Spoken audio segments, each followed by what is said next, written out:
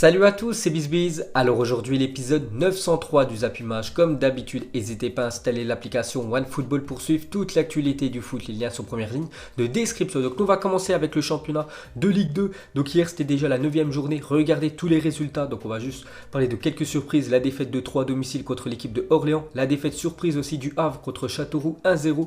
Et nouvelle défaite pour l'équipe de Chambly. 3 derniers matchs de Chambly, c'est quand même 3 défaites. N'oubliez pas qu'ils avaient fait leurs 6 premiers matchs de Ligue 2 sans encaisser de but, et les 3 derniers matchs, c'est quand même 3 défaites pour l'équipe qui vient juste de monter en Ligue 2. Donc ils sont inclinés contre l'équipe de Lorient qu'on va parler maintenant. Donc le très bon début de saison de Lorient en Ligue 2. Donc 7 victoires, 1 match nul, 1 défaite. Premier du classement de Ligue 2, 14 buts inscrits, 5 buts encaissés. Peut-être une remontée dans l'élite en fin de saison pour les Merlus. Donc ils étaient descendus en 2e division française il y a 2 ans. Ensuite on quitte la France, direction l'Espagne. On va parler du match avancé de cette journée de Liga. Donc c'était Villarreal contre l'équipe du Betis Séville.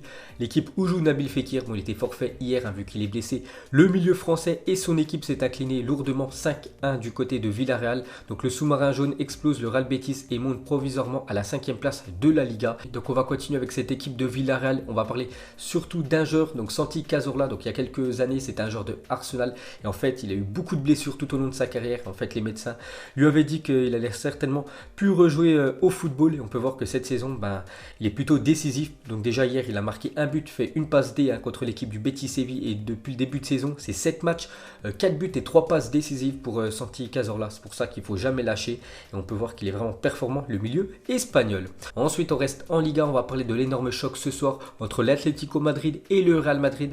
Donc on peut voir que ça fait la une journal As. Aujourd'hui en Espagne, c'est marqué vieux derby, nouveau duel. Donc on peut voir par exemple Félix devant Eden Hazard. Donc 2 recrues phares de chaque côté. On peut voir que ce soir, ça va être un énorme choc. Donc l'Atlético est 2e. Ils reçoivent le premier, le leader, le Real Madrid. Donc gros choc en perspective. Ensuite, pour continuer sur cette affiche, une déclaration du milieu espagnol de l'Atlético, Coque, qui se méfie du Real Madrid. Il a dit: le Real Madrid n'est jamais abordable, ils sont leaders, ce n'est pas une coïncidence, ils forment maintenant un groupe plus fort, ils sont plus en bloc et Hazard est un footballeur sensationnel. Donc voilà ce qu'a dit le milieu espagnol, qu'il va falloir faire attention au leader du championnat, le Real Madrid, et surtout avoir un œil sur Eden Hazard. Et cette fois-ci, une déclaration de Zidane avant le choc ce soir. Donc il a dit: ce sont des joueurs qui sont prêts pour ces matchs, pour être bons dans des grands rendez-vous. Je ne doute pas qu'Eden Hazard sera prêt pour ce match. Donc ce soir, le coach français attend une très grosse prestation de l'attaquant belge. Ensuite, cette fois-ci, on va parler du FC Barcelone qui joue cet après-midi à 16h contre l'équipe de Retafe. Donc blessés, Ansu Fati et Lionel Messi ne sont pas dans le groupe du Barça pour affronter Retafe cet après-midi. Donc Messi, on le savait déjà. Ansu Fati, je ne le savais pas. Donc on peut voir que le jeune crack espagnol ne sera pas de la partie cet après-midi. Ensuite, une déclaration de Valverde sur Lionel Messi. Il a dit: j'espère que Messi reviendra bientôt. En principe, il n'a pas de blessure grave, c'est une petite élongation. Nous verrons comment ça se passe aujourd'hui et la semaine prochaine, et sur cette base, nous verrons. Donc en espérant voir Lionel Messi mercredi soir contre l'équipe de l'Inter en Champions League. Ensuite, pour continuer avec le Barça, donc ils ont décidé de faire appel de l'amende de 300 € infligée par la fédération espagnole.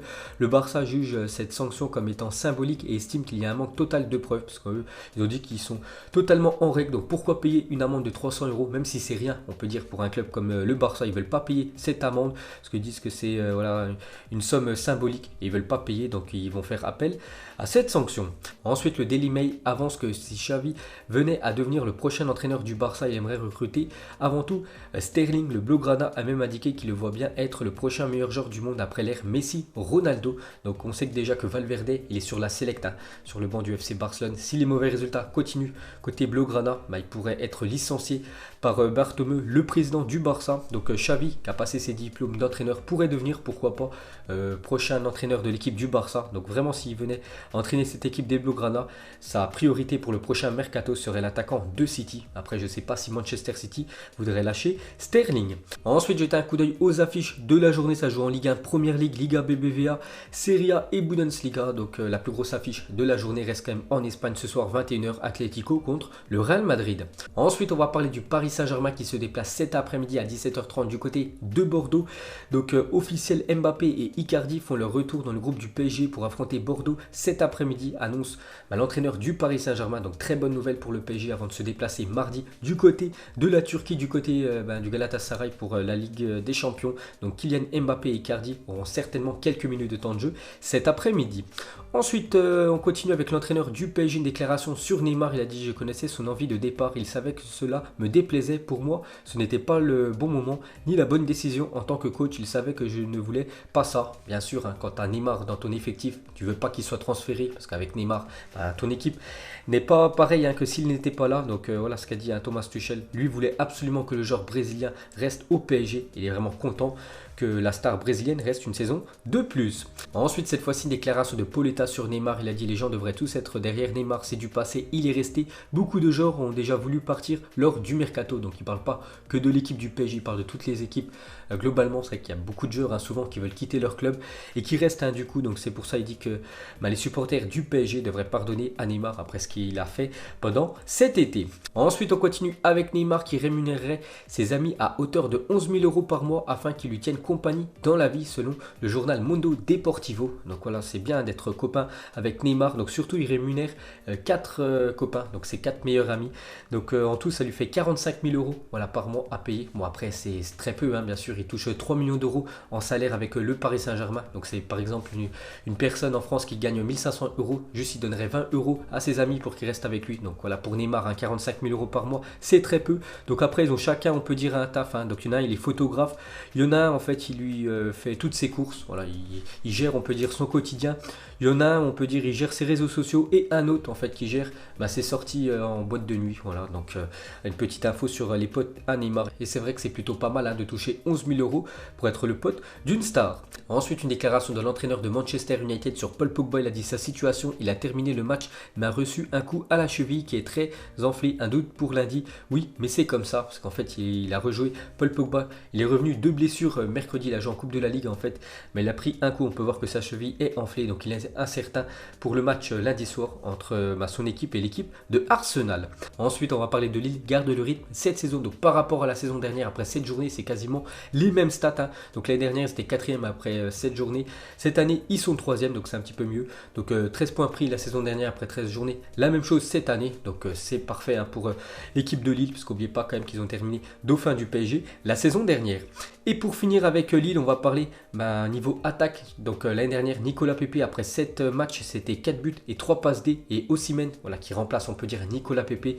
Donc il fait mieux quand même, parce qu'il a inscrit 6 buts et 2 passes décisives. Donc on peut voir qu'il est en ultra forme, l'attaquant nigérian. Ensuite, une déclaration de Taconi, ancien gardien de la Juventus, à propos d'Adrien Rabiot. Il a dit: on dirait un joueur de promotion, donc niveau régional, il n'est pas en condition, il est le seul joueur en retrait par rapport au reste du groupe. Donc on peut voir voilà, qu'il se fait tailler quand même. En Italie, Adrien Rabiot qui voulait absolument quitter le PSG pour aller du côté du Barça. Donc ça s'est pas fait du côté du FC Barcelone, il demandait un trop gros salaire. Donc il est parti du côté de la Juventus et il n'a pas beaucoup joué quand même, Adrien Rabiot. Heureusement qu'il a joué cette semaine, parce que Maurizio Sarri a fait tourner, on peut dire, le groupe en vue de la Ligue des Champions. Et on peut voir voilà, que pour cet ancien gardien de la Juventus, c'est un flop, Adrien Rabiot. Ensuite, le GC Nice souhaite licencier Lamine Diaby Fadiga, qui a reconnu avoir volé la montre de Dolberg. Donc bien qu'il se soit excusé, le Niçois n'a pas pu rendre la montre qui aurait déjà été revendue. Donc il n'a pas perdu de temps. Dès qu'il a volé la montre, on peut dire lundi dernier, il l'a revendue directement. Donc c'est pour ça que Kasper Dolberg ne retrouvera jamais sa montre. Il pourra racheter la même, mais il n'aura jamais l'original qu'il avait, je ne sais pas, depuis X temps. Donc on peut voir que ce jeune joueur français va se faire licencier. Ensuite, l'avenir de Ghislain Printemps et son staff étant incertain, l'AS Saint-Etienne a décidé de reporter la photo officielle d'une semaine, parce que du côté des Verts, ça se passe vraiment pas bien du tout. On peut dire, ils sont avant-derniers de Ligue 1, ils ont gagné un seul match. La première journée, en plus, c'était contre Dijon, qui est actuellement dernier du classement. Et depuis, il y a eu beaucoup de défaites pour l'équipe de l'AS Saint-Etienne.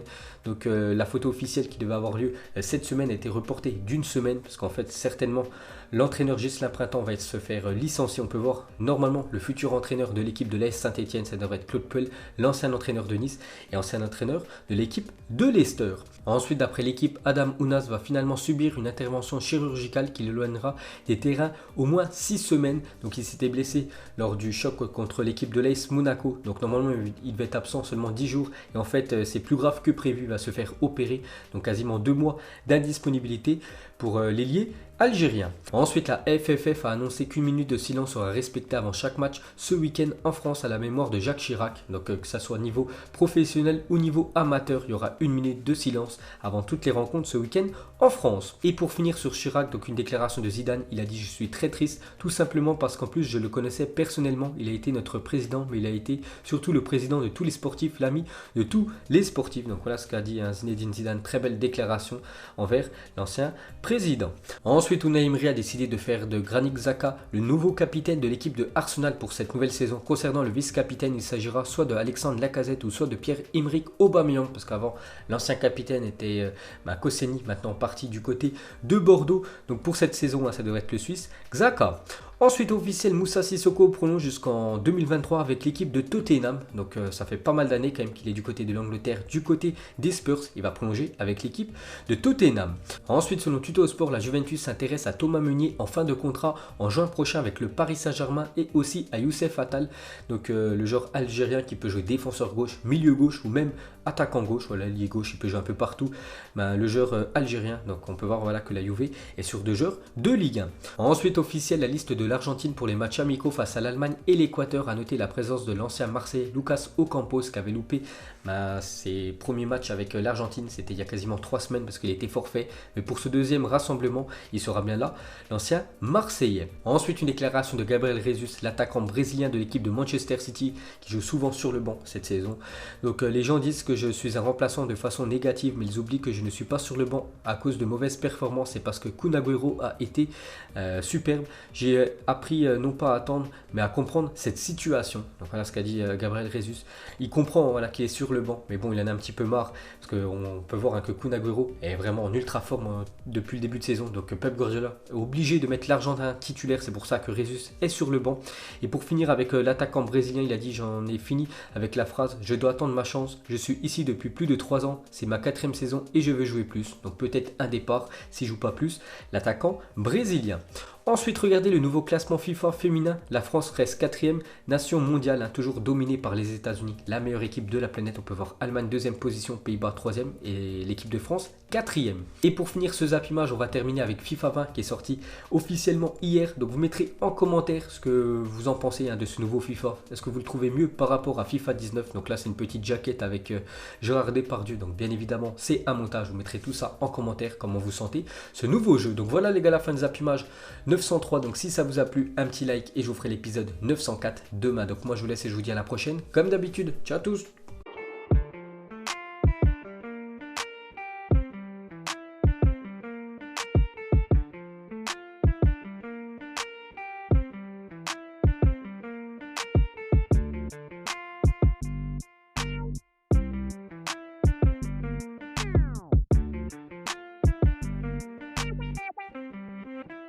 Narco